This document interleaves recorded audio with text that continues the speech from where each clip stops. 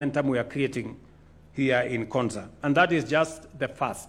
We will see more of investors coming to Konza so that we can be able to use this place as the engine for growth in not just this region, but in our country.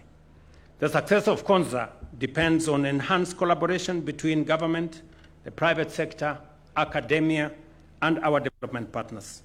I acknowledge the support of the United States, Italy, China, and South Korea, among others, as well as the private sector and academia for their steadfast commitment.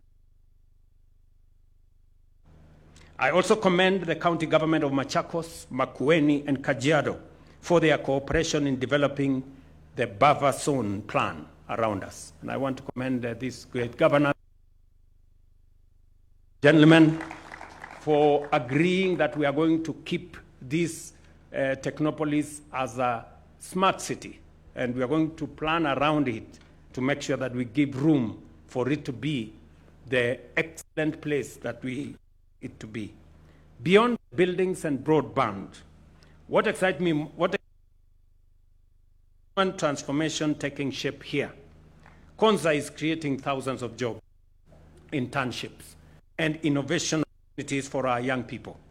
More than 4,000 Kenyans have already been employed here, with 1,000 more expected by mid-2026, and 10,000 projected in light manufacturing alone. The average age of Kenya's workforce here is just 28 years, proof that this is the city of Kenya's next generation. Ladies and gentlemen, the government of Kenya reaffirms its full commitment to complete and operationalize Konza Technopolis. We will continue to mobilize resources, attract investors, and strengthen partnerships to make Konza Africa's smartest city and the heartbeat of the Silicon Savannah. Ladies and gentlemen, allow me to say two final things. Na nataka niwashukuru sana watu wa Makueni na watu wa Ukambani. Vile mumesikia, mimi nimekuja hapa mara 5. Nilianza kukuja hapa 2014.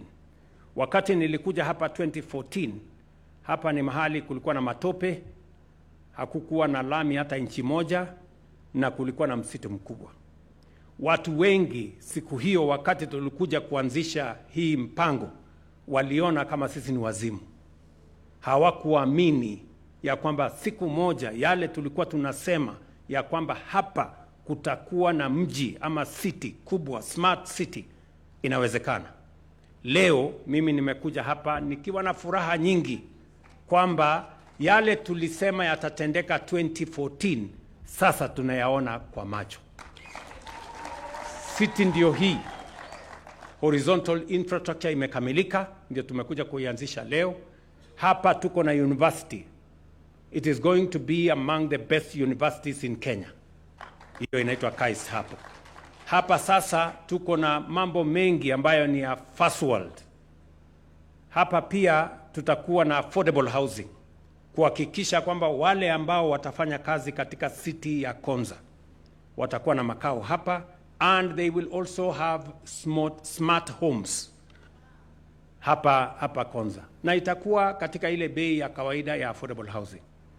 Hiyo mpango yote ambayo tunafanya, tumekubaliana vile nimesema, barabara iweze kupanua iwe dual carriageway kutoka junction pale ya Machakos mpaka Emali.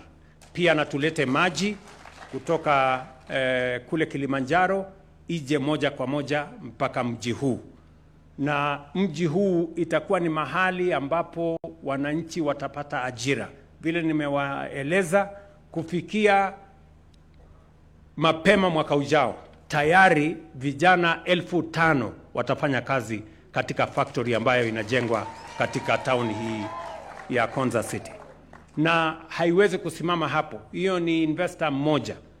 Tukienda mbele, tunatarajia kwamba watu kazi kati ya 10,000 na 20,000 nafasi ya ajira itapatikana katika mji huu.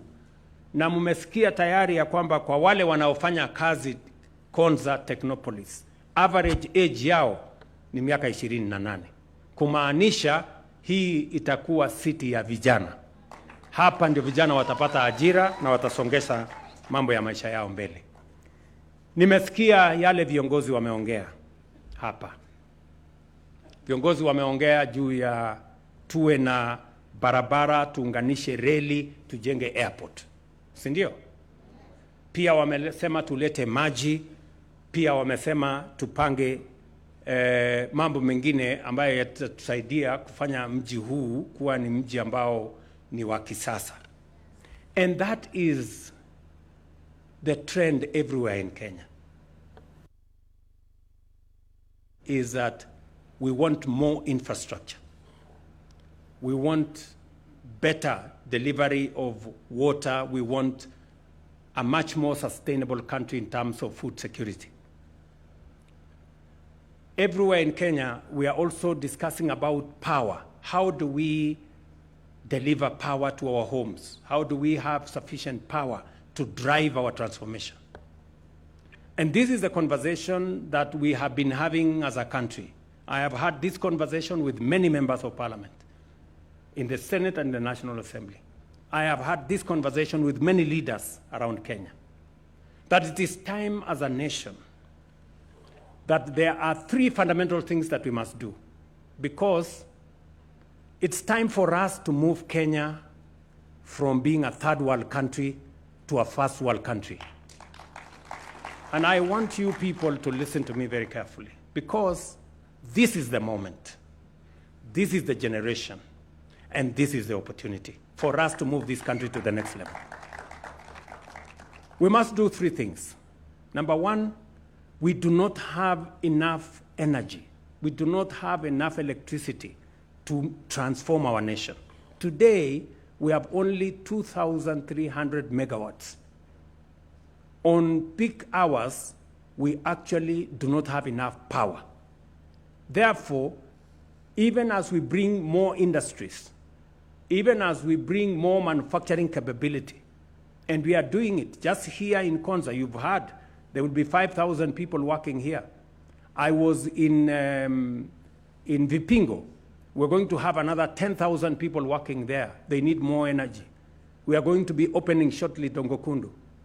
And when we finish in Dongokundu, which is just before December this year, we will go to the industrial city in Nakuru. And we have many county aggregation industrial parks. And we have other special economic zones that we are developing, because manufacturing is the next frontier and industrialization for export is the next frontier. But we cannot achieve that if we do not generate and distribute more energy.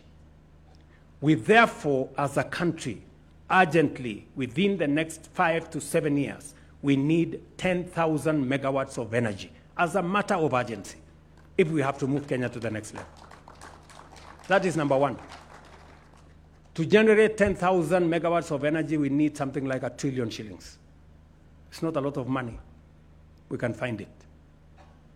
Number two, we also need to stop importing food into Kenya. As I talk to you, we are spending 500 billion shillings every year to import food into Kenya. Edible oil, wheat, rice, sugar, maize sometimes. And we have done well to stabilize the food security situation in Kenya. But it is not enough. We have just laid the foundation. Yes, we are producing more maize because of good rains and because we have deployed fertilizer, we have removed cartels, we have chased those brokers from the supply chains, and we are producing more maize. We produced almost 25 million bags more last year. We are producing more tea, we are producing more coffee, better prices, but that is not enough. We need to stop importing food to Kenya. We need to save that 500 billion we are importing from to Kenya. How do we do it? We've almost exhausted land under rain-fed agriculture. We now must move to the next level and go to irrigation.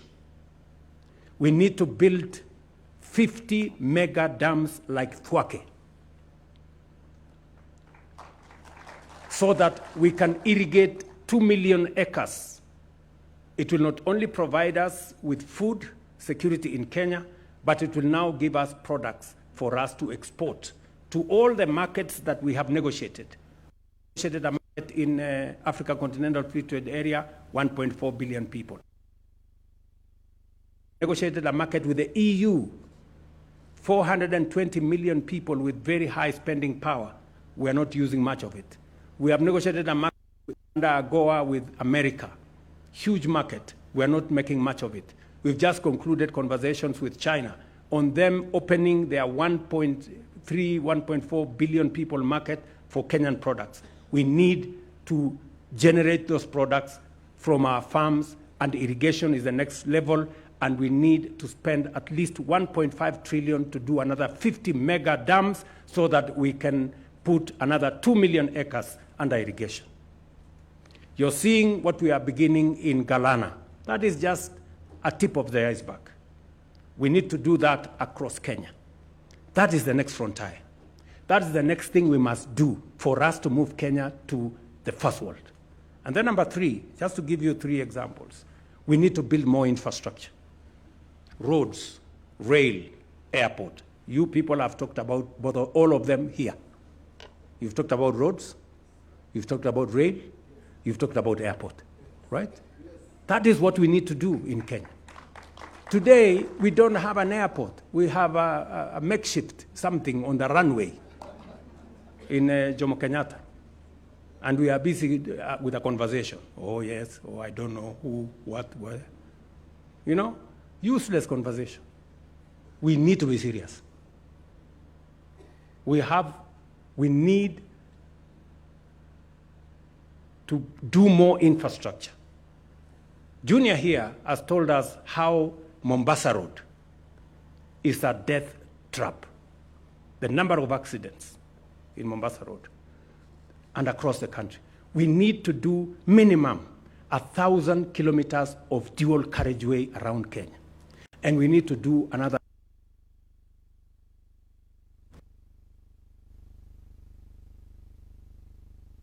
to Uganda. We need to expand more rail infrastructure. We need to do an airport in JKA and possibly an airport here in Konza. We need to expand our airport infrastructure. We need close to 1.5 trillion to be able to achieve that. So we must, good people, we must up our game. We must raise the bar. We must up our standard. We cannot continue to think about small things. And let me conclude by saying, where do we find the money to do this? Yes, we have what it takes to have the resources to do this within Kenya. Putting together resources from our budget, building resources from our private sector, putting together resources from our privatization, we will be able to create a big pool of resources that we can use in an innovative manner, like all other countries have done, if we put it together under a national infrastructure fund. And shortly, we will be taking to Parliament the law to establish a national infrastructure fund that is going to help us to achieve these 3 objectives: 10,000 kilometers of power, expand our road infrastructure, 1,000 kilometers of dual carriageway around Kenya, 10,000 kilometers of tarmac around Kenya, make sure that we have a good airport, and make sure that we have what it takes to do it, and expand our rail infrastructure to where we want it to get, especially our products. And number 3, to generate sufficient water from 50 mega dams around Kenya that will generate for us at least 2,000 megawatts and also enable us to do 2 million acres extra of land under irrigation. That is how we are going to move this country into the future. And we can do it in our lifetime, as I have said. All these things we have done. Korea, they are sitting here to us, they did it. Korea was exactly like Kenya. This Korea you see here was exactly like Kenya in 1963. Tulikuwa sawa na hawa watu wa Korea 1963. GDP yetu ilikuwa sawa. Wao ni watu wa kilimo kama sisi. Lakini leo uchumi ya Korea ni 20 times that of Kenya. Mnaona iko makosa mahali fulani? Yes. We must ask ourselves, what did Korea sasa just imagine. Watu tulikuwa sawa 1963. Saa hii tunaenda kwao kukopa pesa. Just imagine. Iko shida ama hakuna shida hii Kenya? Please, tafadhali nawaomba Wakenya wenzangu, tukubaliane tubadilishe hii nchi. Tuache siasa ndogo ambaye haitusaidii. Siasa ya ukabila, siasa ya chuki, siasa ya kugawanya watu, siasa hiyo. Watu wengi hawa ambao wanazurura kutusumbua, wanatusumbua kwa maduka huko, wanaongea mambo ya ovyo. Hakuna kitu wanaongea. You know? Ama namna gani? So, tafadhali, mimi nawaomba, viongozi sisi wote, tuamini Mungu, na tujiamini wenyewe, na tuamini taifa letu la Kenya. Tunaweza kuibadilisha hii taifa, sisi wote tukiweko. Sijui kama tunaelewana jameni. Hakuna haja, hii ugomvi kidogo kidogo.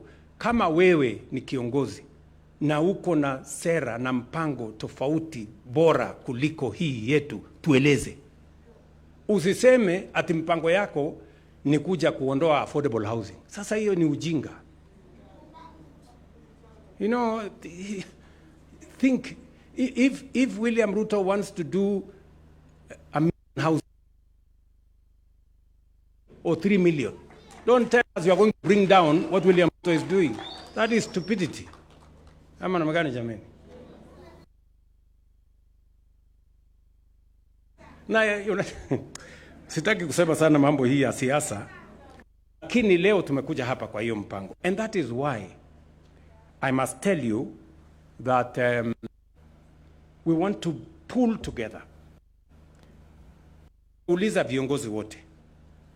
Kwa mfano, tuko na mpango ambayo tumeweka inaitwa Nyota. Tumeketi chini na tumekubaliana hii ni mpango ya serikali. Wametupatia loan. Wasikia watu wengine wanasema ati ni project ya World Bank. Project ya World Bank gani? Mtu akikupatia benki kukupatia pesa uende ujenge nyumba, hiyo nyumba ni ya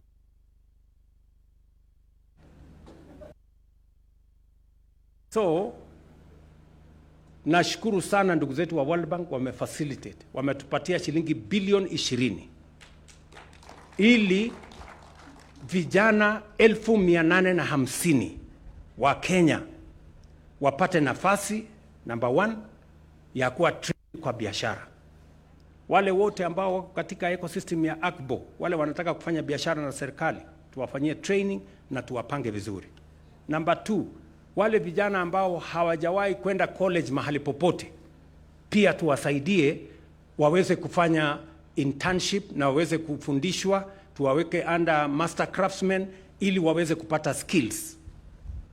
Ya 3, wale vijana ambao wamepata skills kufanya kazi lakini hawana certification, tutawasaidia katika ile inaitwa recognition of prior learning. Alafu kufikia Ijumaa wiki hii, Friday, mimi nawauliza viongozi wote, kufikia Friday, wabunge watusaidie, mpaka MCS watusaidie. Friday hii tunataka kuchuja vijana 1,100 Kenya on Friday, ambayo kila kijana tutampatia 50,000. Hiyo itakuwa shilingi bilioni 5. Wako na biashara ndogo ndogo waweze kuinua biashara yao on Friday. So I want to ask all of us as leaders, let us rally together on matters that matter to this country, on matters that matter to the young people of our nation.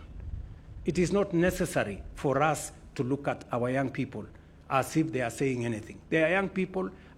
The young people of Kenya have a point. They are tired of mediocrity. of small thinking, of the usual, of the average. They want us to up our game so that we can create opportunities for them to go into the future and to make their contribution to the development of our nation. So, fellow leaders, I really want to persuade you that let us look at, this is not about political parties. This is about the young people of Kenya. Let us focus and let us work with them. Mimi nataka niwashukuru sana wananchi wa hapa. Poleni, nilishangaa sana, kumbe tungeanza na kuzungumza hapa ndio muende zeni nyumbani ndio tuende tufanye ile kazi nyingine. Mumengoja sana na nilikuwa nauliza hawa viongozi si hawa wananchi tumewakosea. Lakini najua kuna maneno watafanya hivyo. Asante. Lakini mnajua next week mimi nitakuwa sehemu hii. Nakuja hapa Ukambani kwa mambo ya maendeleo. Mnajua Jumatatu ijayo kama leo tutakuwa Kitui kwenye siku ya mashujaa. Pangana na mambo yale mengine. Asanteni sana kwa kutupokea. It's now my great honor and privilege to officially declare phase 1 of Concert Technopolis officially launched. Thank you very much. Congratulations.